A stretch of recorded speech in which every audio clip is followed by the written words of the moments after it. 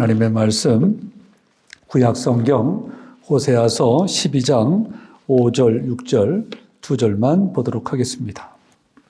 제가 찾으셨으면 받들어 읽겠습니다. 여호와는 만군의 하나님이시라. 여호와는 그를 기억하게 하는 이름이니라.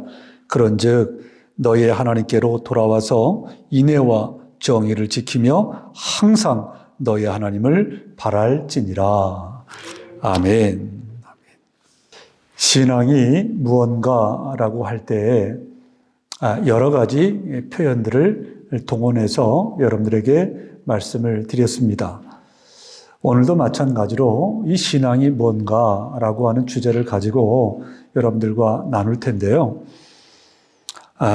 오늘 본문을 보면 이 신앙이라고 하는 것을 어떻게 표현을 하냐 하면 하나님을 바라보는 것이 신앙이다 라고 표현을 합니다. 자, 하나님께서 우리를 창조하셨어요. 창조를 하셨는데 그 창조를 하실 때 어떻게 우리를 세팅해 놓으셨냐면 하나님을 바라보고 살도록 그렇게 만들어 놓으셨어요. 하나님을 바라보며 살도록.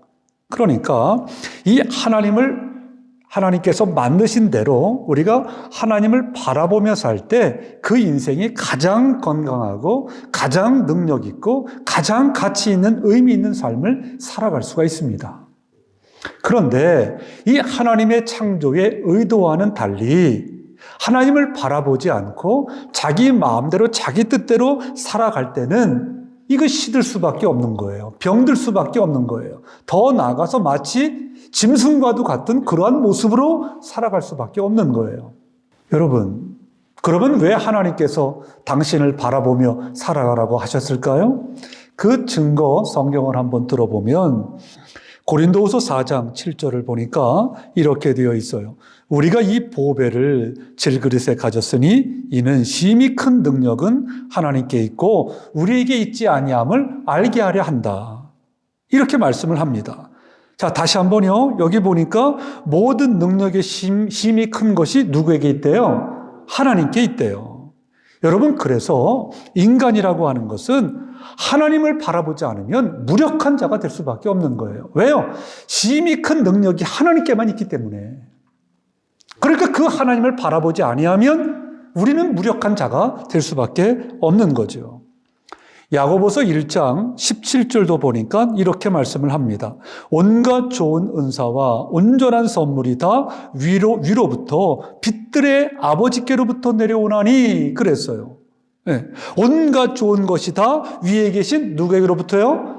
하나님 아버지에게로부터 내려온다. 이렇게 말씀을 합니다. 사랑하는 여러분, 이 사실을 믿으시기 바랍니다. 그 미국의 그 조지아주에 어느 어머니가 계신데 어느 날 아들에게 로또 복권을 하나 사줬어요. 그런데 이게 웬일이에요? 이거 실화잖아요. 미국에서 아주 굉장히 회자가 됐던 이야기죠. 복권을 사줬는데 이게 웬일이에요? 이 복권이 당첨이 됐어요. 얼마짜리냐면 2,400만 불이에요. 우리나라 돈으로 한 240억 정도. 여기 캐나다 달 뭐 비슷하죠. 그러니까 이 어마어마한 돈이 당첨이 되니까 사람들이 말해요. 축하한다 그러면서 야, 너 그렇게 고생하더니 이제 불행 끝 행복 시작이다. 이렇게 말을 해요. 그 아들 이름이 폴 쿤이라고 하는 이름인데 이 아들도 원체 성실하게 살았던 사람이었던 것 같아요. 그래서 처음에는 이 로또가 당첨이 됐어도 나는 성실하게 그냥 직장에 다니면서 살겠다라고 마음을 먹습니다. 그런데 얼마 지나지 않아 이 돈이 이 사람을 그냥 내버려 두지를 않았어요. 결국 사람들이 차 옆에서 뭐라 그러니까 자기가 다니던 자동차 회사를 인수를 합니다. 그래서 사장이 돼요. 그리고 그 부인은 도넛 가게에 다녔는데 그 도넛 가게도 인수를 내서 이 부인도 그 가게의 사장이 됩니다. 자, 그 월급쟁이에서 이제 둘이 다 사장이 된 거예요. 직분이 바뀌었죠. 그러니까 여러분, 이게 달라요. 자, 둘이 사장이 됐으니까 어떻게 될까요? 사람들이 막 붙겠죠. 뭐, 이렇게도 하고 말이죠. 이거를 계속 하다 보니까, 이 마음이 어떻게 좀 붕 떴는지, 그때부터 돈을 물쓰듯 쓰기 시작했어요. 그리고는 향락을 즐기기 시작했어요. 여러분, 돈이라고 하는 것이 2,400만 불이라고 하지만 큰 돈이긴 하지만 밑 빠진 독에 물 붓듯 계속 써보세요. 결국은 없어지게 되잖아요. 나중에는 자동차 회사도 부도가 나고 이 도넛 가게도 부도가 나서 이 둘이 알거지가 되고 조금 있다가 이혼을 합니다. 결국에는 60만 불의 빚을 지게 되고 그리고 비참한 거린이 돼요. 여러분, 제가 간단하게 설명을 드렸지만 뭘 강조합니까? 세상이 주는 것은 뭐하지 못하다? 안전하지 못하다. 그러나 하나님께서 주시는 것은 가장 안전하고 가장 영원한 것인 줄로 믿습니다. 그러므로 우리가 하나님이 주시는 것을 받아야 돼요. 세상이 주는 것이 아니라. 여러분, 우리가 이 땅에서 그래서 승리하는 비결이 뭐냐 하면 얼마나 하나님을 바라볼 수가 있느냐, 얼마나 하나님을 바라보며 살 것이냐, 여기에 우리 인생의 승패가 달려 있다는 거예요. 여러분, 그런데 하나님을 바라보는 것이 자연적으로 그냥 되는 것이라면 무슨 문제가 있겠어요? 이 사단이 그냥 하나님을 바라보도록 내버려 두지 않아요. 여러 가지 것을 동원해서 방해를 한단 말이에요. 자, 그렇다면 이 사단의 방해를 깨트려 버려야 우리가 하나님을 바라보며 살아갈 수가 있는데 어떻게 하면 깨트려 버릴 수가 있을까? 요즘의 시대를 논리의 시대라고 말을 해요. 여러분, 논리가 뭡니까? 그 국어사전을 봤더니 논리가 뭐냐 하니까 내가 주장하는 무언가가 있어요.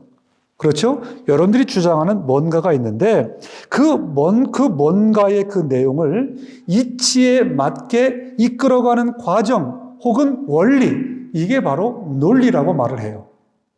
내가 주장하는 뭔가가 있는데 이것을 이치에 맞게 이끌어가는 과정이나 논리, 원리, 이게 바로 논리다. 이렇게 정의를 할 수 있어요. 그런데 현대는 이 논리를 주장하는 사람이 적어요? 많아요? 굉장히 많죠. 자기 논리가 이거다 이거예요. 그러니까 자기 논리를 주장하다 보니까 잘못된 길로 가는 사람들이 너무 많아요. 자, 그렇다면 근데 그게 뭔 말이에요? 논리에 약점이 있다는 말이죠. 자, 그렇다면 이 논리를 보완할 수 있는 길이 뭘까? 그 논리가 옳다면 모든 사람들이 다 온전한 길을 걸어갈 수가 있는 것 아니겠어요? 그런데 그럼에도 불구하고 이 논리가 어딘가 모르게 약점이 있기 때문에 잘못된 길을 가는 경우가 있는 거 아니겠어요? 그러니까 이 논리를 보완해야 되겠는데 그 보완할 수 있는 방법이 뭘까 할 때 일반적으로 말하는 것이 뭐냐면 단순한 생각을 해야 된다 이거예요. 단순한 생각.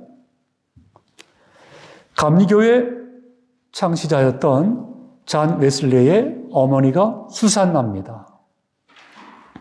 이 수산나 이분이 굉장히 자녀 교육에 아주 그 모범을 보이신 분인데 자녀가 몇 명인 줄 아세요?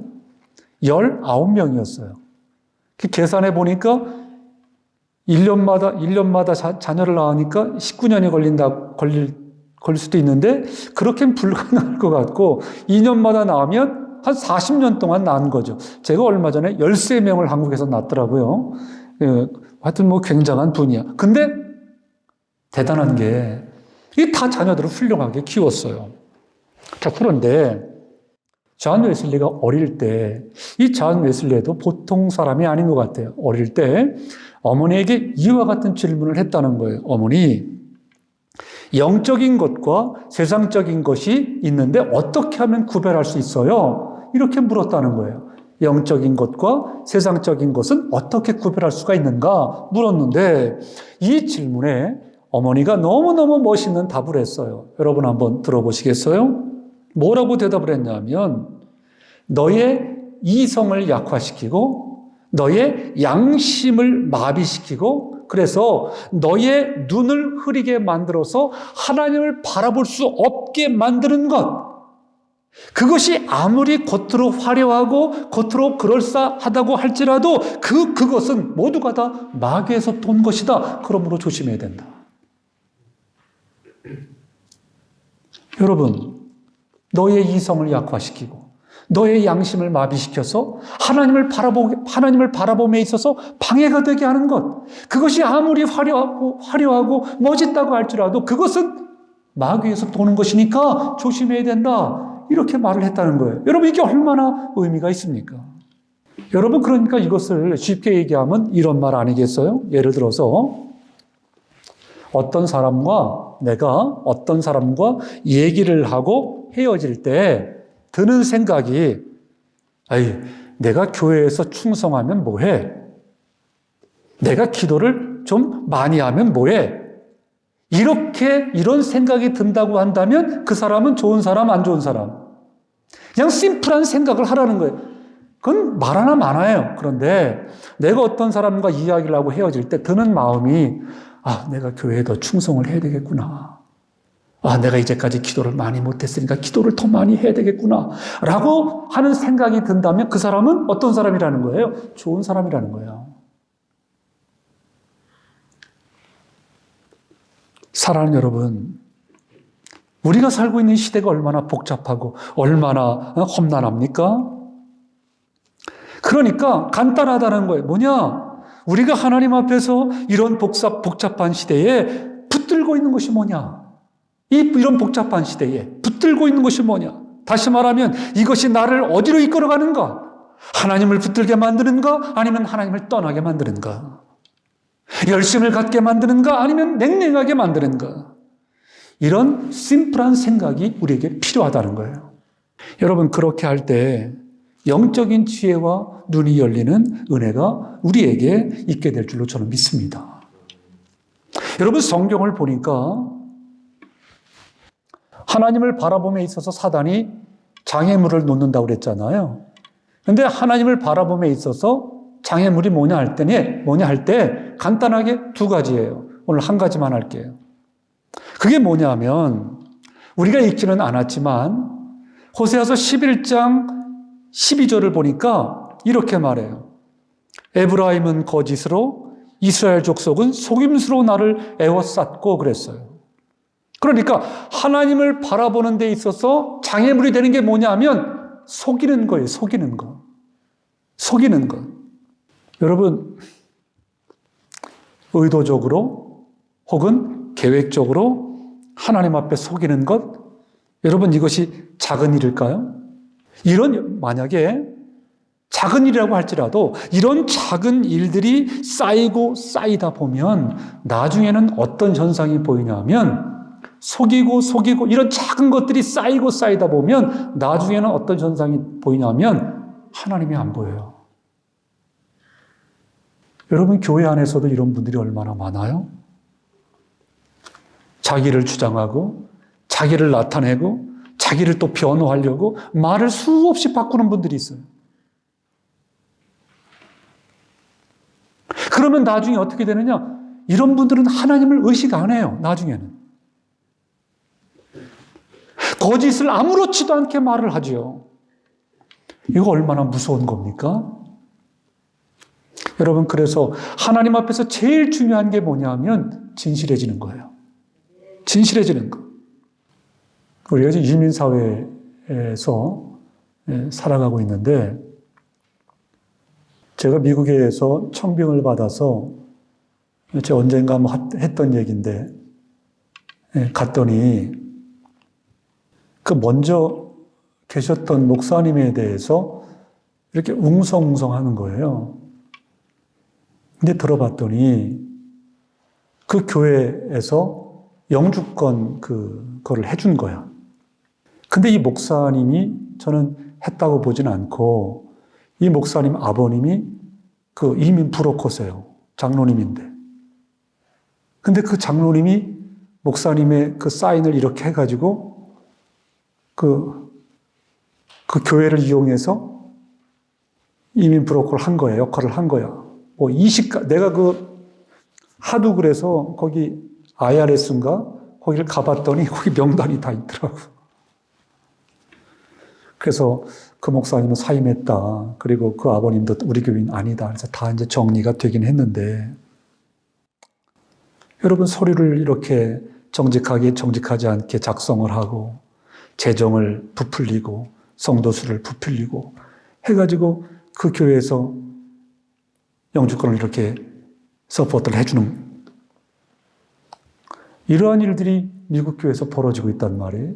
근데 그런 일들이 많이 벌어지니까, 지금 미국 교회 지금은 안 돼요, 그게. 한인교회에서 너무 많이 해가지고, 지금은 안 돼요. 여러분, 제가 뭔 말씀, 자, 그러한 교회가 하나님을 의식하겠어요? 이 정직하지 못한 일들을 하는 교회가 하나님을 의식하겠냔 말이에요. 여러분, 바리새인들을 잘 아시잖아요? 바리새인들의 문제가 뭐였었나요? 그들의 지식은 풍부했어요. 그들의 열심은 대단했어요. 따라올 자가 없어요. 그런데 그들은 하나님 앞에서 속이는 자들이었어요. 뭔 말이에요? 그들은 외식하는 자들이었어요. 겉은 제일 믿음이 좋은 것 같아. 왜냐하면 길거리에 나가서 기도하잖아요. 사람들 보면은 헌금하고 사람들 보면 구제하고 그러잖아요. 그런데 속은 뭔데요? 겉만 너무 화려해요. 사람들이 볼 때, 저 사람 정말 하나님 잘 믿는 사람이야 라고 인정할 수밖에 없을 만큼 그렇게 한다고요. 그런데 주님이 서기관과 바리새인들을 향해 하신 말씀이 뭐예요? 이 회칠한 무덤 같은 자들아. 니네가 겉은 화려한데 속은 썩은 시체가 있구나. 여러분, 예수를 오래 믿으면 이런 것에 속을 수 있어요.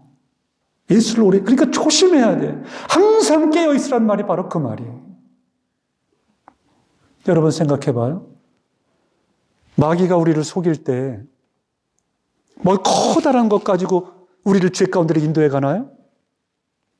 마귀가 절대로 그렇게 하지 않아요. 너무너무 작은 거. 이게 그냥 아주 평소에 그냥 그렇게 신경 안 쓰던 거, 그 작은 것부터 시작해가지고 우리를 외식하는 자들로 만든다고요. 예를 들어서 여러분 잘 들어보세요. 예배만 참석하면 됐지 뭐. 이게 굉장히 위험한 말이에요. 마귀는 그렇게 우리를 유도해요. 예배만 참석하면 됐지 뭐. 예배만 참석하면 됩니까? 하나님이 우리에게 원하시는 예배가 있잖아요. 하나님이 원하시는 예배는 이것이니 영과 진리로 예배할지니라. 교인이면 됐지 뭐. 뭔 제자야? 사단이 우리를 그렇게 유혹한다고요. 교회만 다니면 됐지. 뭔 제자야? 주님의 제자야. 뭔 제자 훈련이야? 여러분 지금 한국교회를 보세요. 이민교회도 마찬가지지만 그 안에는 보석과도 같은 너무너무 귀한 그리스도인들이 많지요. 그러나 많은 수의 사람들이 이 사단의 속임수에 넘어가가지고 겉만 그럴듯하지 정말 교회를 오래 다녔어도 정말 직분을 맡았어도 구원받지 못한 사람들이 너무 많아요. 이것을 점검하지 않으면 한국교회도 그렇고 이민교회도 그렇고 어떻게 될까요? 왜 세상에 영향력을 발휘하지 못합니까? 한국교회와 이민교회가? 왜 세상의 빛과 소금의 역할을 감당하지 못합니까?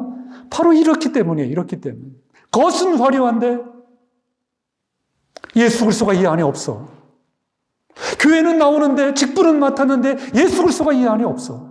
함부로 말하고 함부로 정죄하고. 여러분 그런데 중요한 거.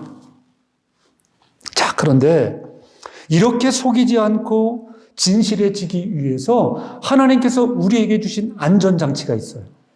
그게 뭐냐 하면 바로 양심이에요. 양심. 여러분 그런데 이 양심은 아무 때나 작동을 해요. 차를 타고 가다가도 작동을 하고 잠을 잘 때도 작동을 해요. 그런데 중요한 건 양심은 기준이 아니에요. 속이지 않고 하나님 앞에 진실해지기 위해서 하나님께서 우리에게 주신 안정장치가 양심인데, 그럼에도 불구하고 이 양심은 기준이 아니에요. 여러분, 양심이 뭡니까? 뭘 양심이라고 할까요? 자, 보세요. 내 안에 나름대로의 기준이 있어요. 내가 가지고 있는 기준이 있으면, 양심은 뭐냐 하면 그 기준에 대해서 증거하는 것.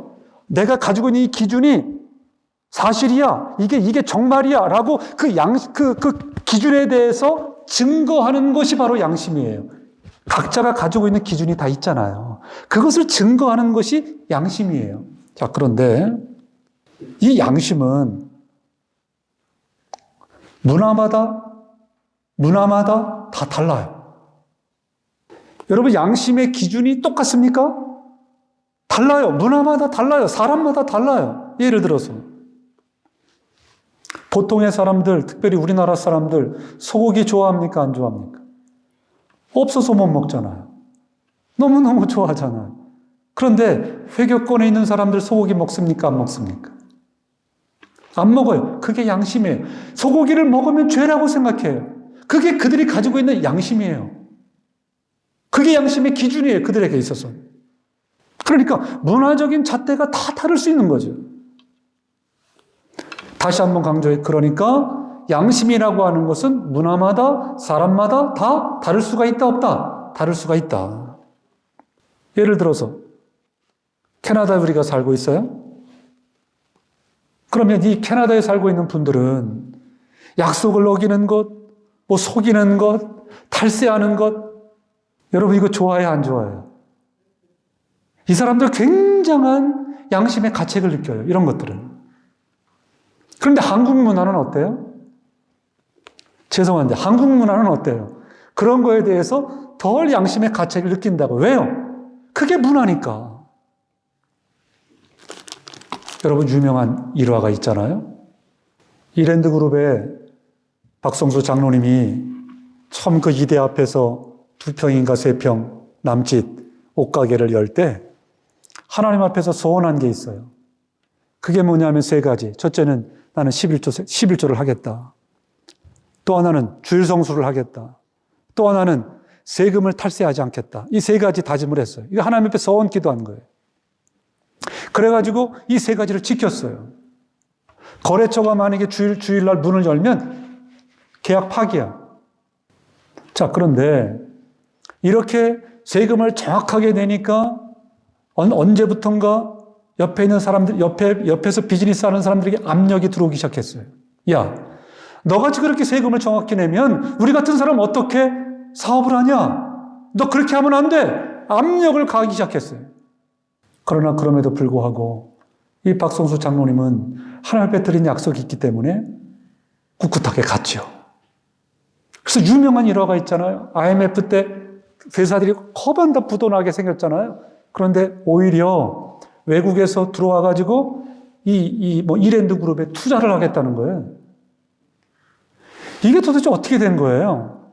이거 헐값에 사도 저기 부족할 판인데 오히려 이랜드 그룹에 투자를 하겠다는 거예요. 그래서 너무너무 의아해가지고 이 박성수 장로님이 물었다는 거 아니에요? 아니, 당신은 수많은 회사들이 다 있는데 그 회사 그냥 헐값에 다 사들일 수 있는데 어떻게 우리 회사에 투자를 할 생각을 하느냐 물었더니 뭐라고 대답한 줄 아세요? 그분이 내가 살펴보니까 다른 회사들은 다 장부가 2개더라. 네, 당신네 회사만큼은 장부가 하나더라. 그러니까 내가 믿고 당신네 회사에 투자할 수가 있다. 여러분, 정직하면 손해를 보지만 정직하면 하나님이 나를 책임지신다는 거예요. 이게 박성수 장로님이 한 말이에요. 사랑하는 여러분, 그래서 알 수 있는 것이 뭐냐면 양심이라고 하는 것은 기준에서 오는 것이고 문화에서 오는 것이다. 자, 그렇다면 이런 말 있잖아요. 아유, 나는 양심에 꺼리낌이 없어. 내가 뭘 했는데 나는 양심에 꺼리낌이 없어. 여러분, 나는 양심에 꺼리낌이 없어 라고 한다고 해서 그게 안전한 것입니까? 나는 그렇게 말할 수 있잖아요. 아니, 나는 양심에 꺼리낌이 없어. 라고 한다고 해서 그게 안전한 것이냔 말이에요. 안전할 수가 없어요. 왜냐하면 아까도 말씀을 드렸지만 기준에 따라 양심이 형성되기 때문에 잘못된 기준에 의해서 형성된 양심은 어떻게 되는 거예요? 그건 올바른 게 아니죠. 여러분 봐봐요. 알라를 믿는 사람들은 알라를 위해서 살인을 어떻게 합니까? 정당화합니다. 살인을 아무렇지도 않게 해요. 알라를 위해서 자신이 죽는 것을 영광스럽게 생각하잖아요. 그래서 자살 테러, 그게 많이 생기는 거죠. 늘 하는 얘기죠. 저 북한 사람들은 김정은을 신이라고 여겨요. 여러분, 그게 저들의 양심이에요. 정말로 김일성, 김정일, 김정은, 이들에게 신이에요. 우리는 정말 말도 안 되는 소리죠. 그러나 저들에게는 그렇게 교육을 받아서 그런지 그게 저들의 양심이에요. 사랑하는 여러분, 그래서 중요한 것, 양심보다 우선하는 무엇인가를 우리가 알아야 돼요. 왜요? 양심이라고 하는 것은 절대적인 기준이 될 수 없다고 우리가 알았어요. 그래서 이 양심보다 우선하는 무엇인가를 우리가 알아야 되는데 그게 뭐냐? 바로 하나님께서 우리에게 주신 말씀이라는 거예요. 말씀의 기준을 우리에게 주셨다는 거예요. 여러분, 그래서 이 양심이 제대로 작동을 하려면 양심의 기준이 될 수 있는 이 말씀을 어떻게 하면 될까요? 이 안에 채우면 되겠죠. 채우면. 여러분, 그래서 말씀으로 무장하면 무장할수록 양심이 살아나게 돼 있어요. 그것을 성경에서 뭐라고 말합니까? 말씀으로 무장된 이 양심을 성경은 뭐라고 말해요? 선한 양심이다, 그렇게 말해요. 여러분, 양심에는 여러 종류가 있어요. 악한 양심도 있고, 성경에 파인 맞은 양심도 있고, 선한 양심도 있고. 여러분, 악한 양심이나 파인 맞은 양심은 양심의 기능이 전혀 작동하지 않는 거죠. 그러나 여러분들 안에 하나님의 말씀이 살아있으면, 여러분들 안에 하나님의 말씀이 살아나면 선한 양심이 작동하기 시작하는 거예요. 선한 양심이. 자, 로마서 9장 1절을 보면 사도 바울이 이렇게 말을 해요. 내가 그리스도 안에서 참말을 하고 거짓말을 아니하노라. 나에게 큰 근심이 있는 것과 마음에 그치지 않는 고통이 있는 것을 내 양심이 성령 안에서 나와 더불어 증언하노니 그랬어요. 사도 바울이 여기서 뭐라고 말하냐면 고통이 있다고 말해요. 마음에 고통이 있다. 그러면 그 사도 바울의 양심에 어떻게 그런 작동이 가능했을까요? 왜 이런 고통이 일어난 것입니까? 이게 무슨 고통이죠?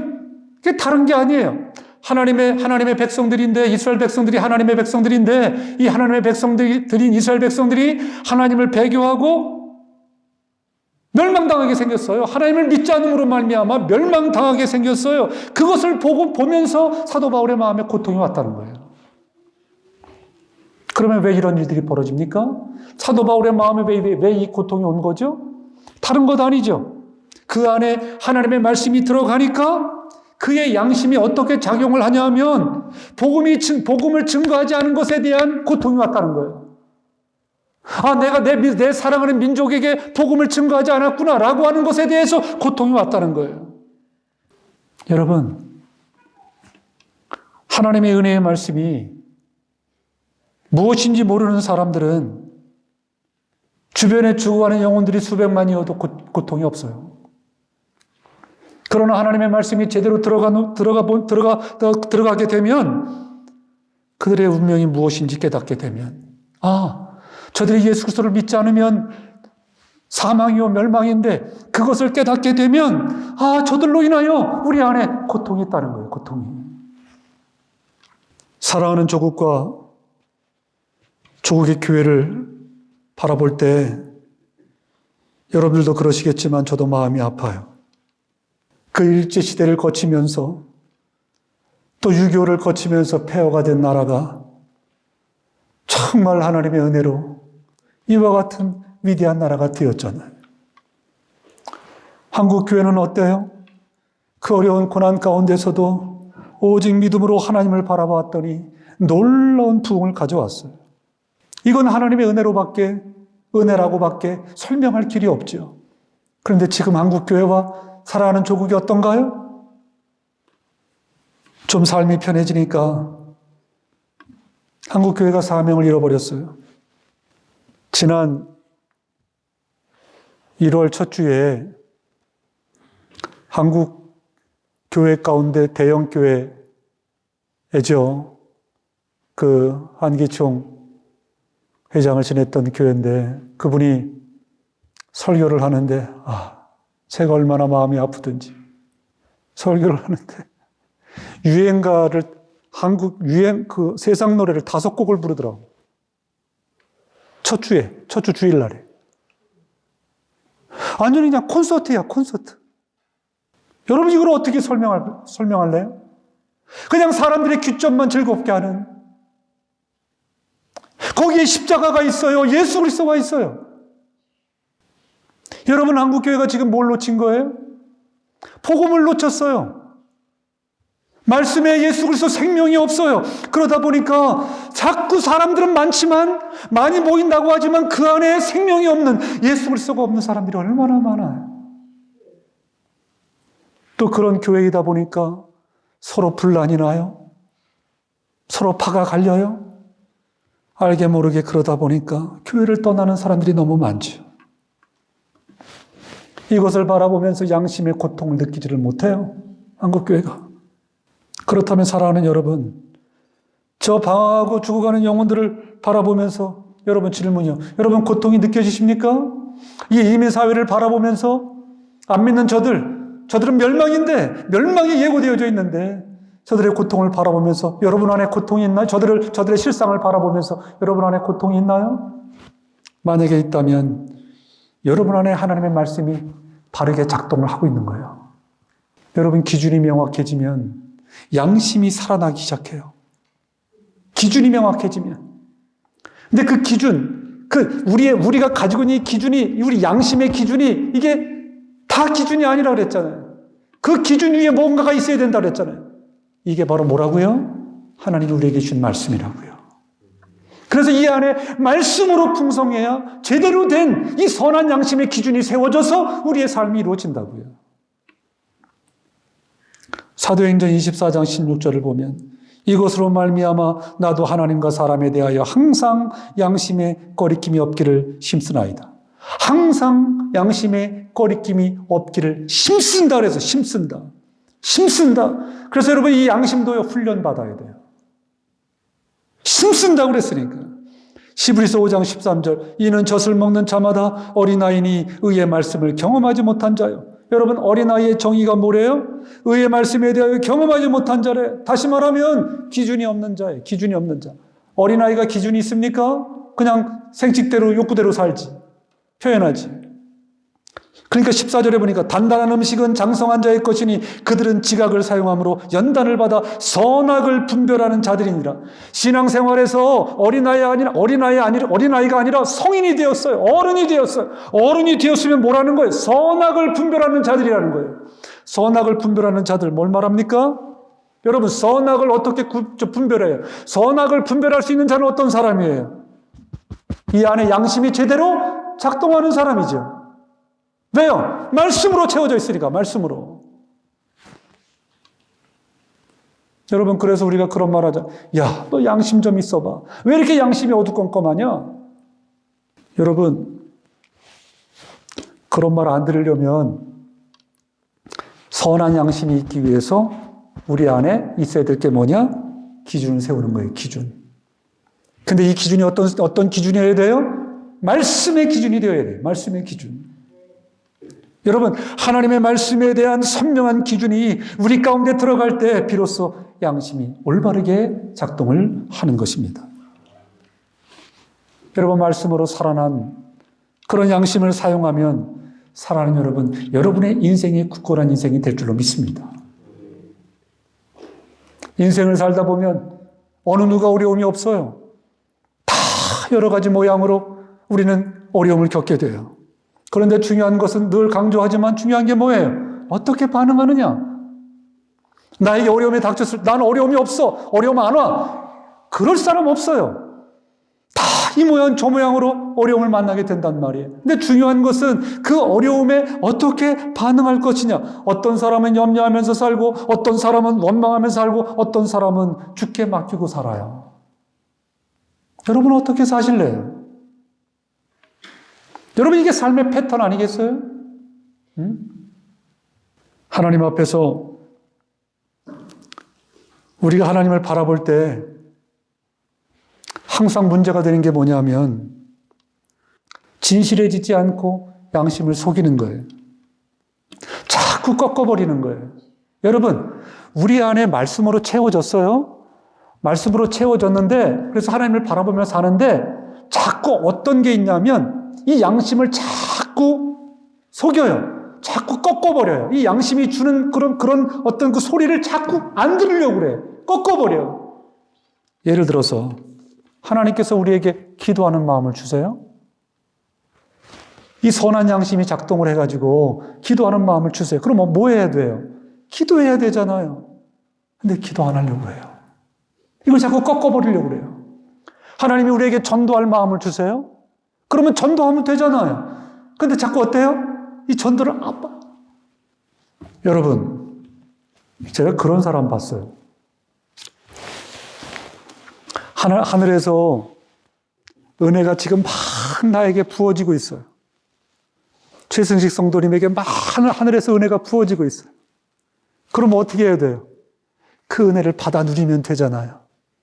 그런데 어떤 사람은 이 은혜를 안 받으려고 그래요.